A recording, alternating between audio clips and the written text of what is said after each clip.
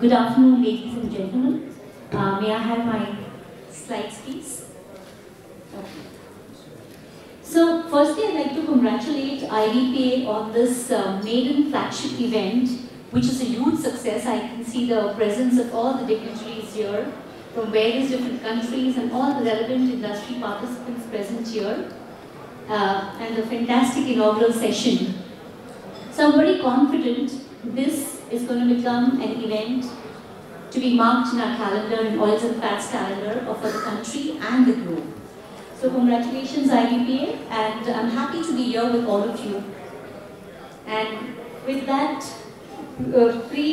condition given to keep it short, I'll try my best. Just look at my title.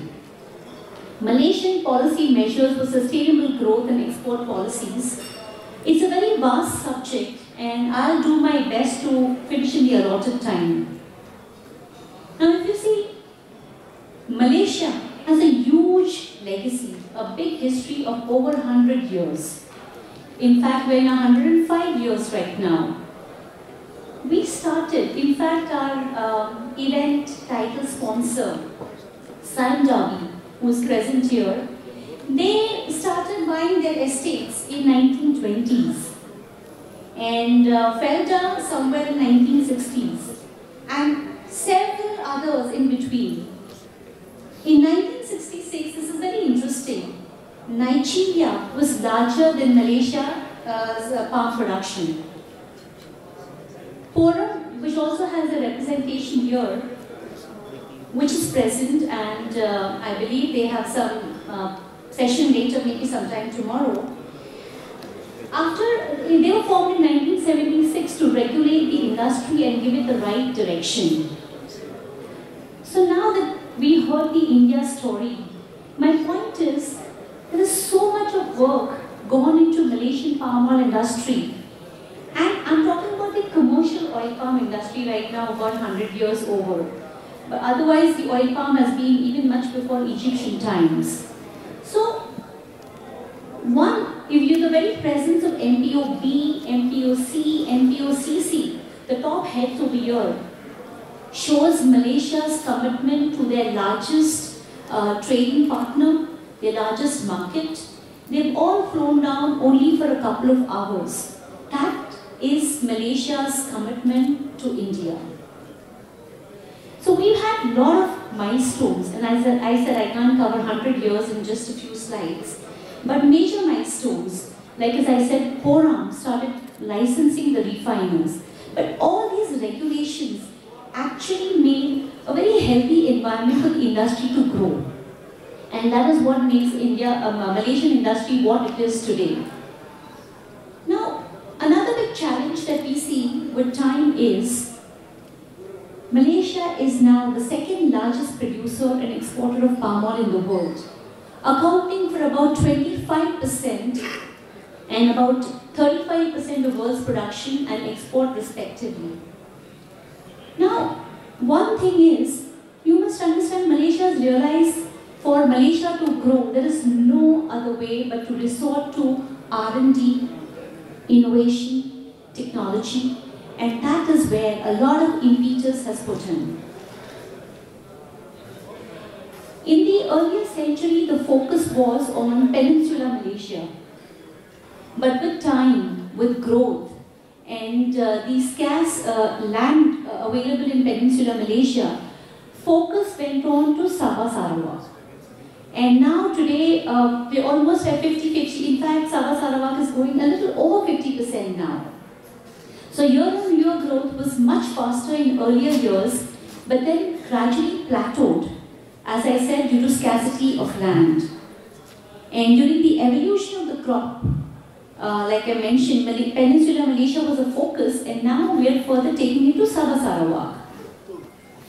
After a meeting with the Honorable Chief Secretary and Agriculture Secretary yesterday, we do definitely respect your request. India has a huge scope, and Oil Palm Mission 2030 is having similar plans for sustainable growth, and Malaysia will be more than happy to give you whatever support in terms of training, R&D, innovation. We believe in partnership.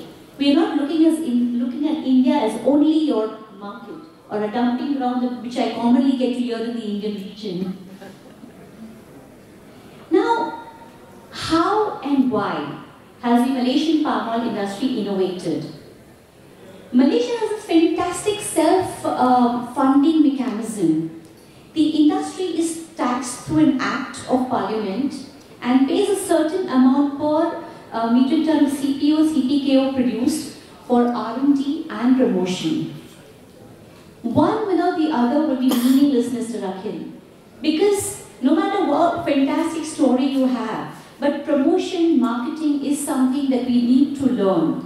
You look at your Western counterparts. Yesterday when we were talking during our meeting, we have everything here, but we just don't know how to market ourselves.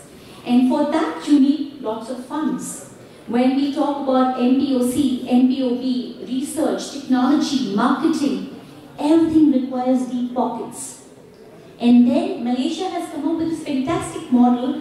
Through their own taxation system, they are plowing it back into the industry. Also, Malaysia has created a pool of experts who are in great demand for their expertise and experience. Like yesterday in the meeting also, the government wants Malaysian experts to come and have trainings. And like MPOCC has started, they will be more than happy to take this up. Malaysia is focusing on yield factor, and some of our best plantations have yield as good as 6 MT per hectare. Now these are some of our better plantations. But now there are efforts to make this as an industry norm in Malaysia. So when you're talking about 3 and 4 tons, we are aiming at 6 tons. Now if you look at oil palm industry value chain, if you see only as palm oil plantation sector, again it will not take you too far. Every step over here takes care of the above and below together. If you see as a holistic industry, then we see the growth as we've seen in other countries across the globe. And there's a lot of focus on R&D and research that I was talking about. I'm not going to go through all of this again and again, but very quickly, when the world was playing Pokemon, sometime back it was a craze. People used to go with their phone apps and catching Pokemons.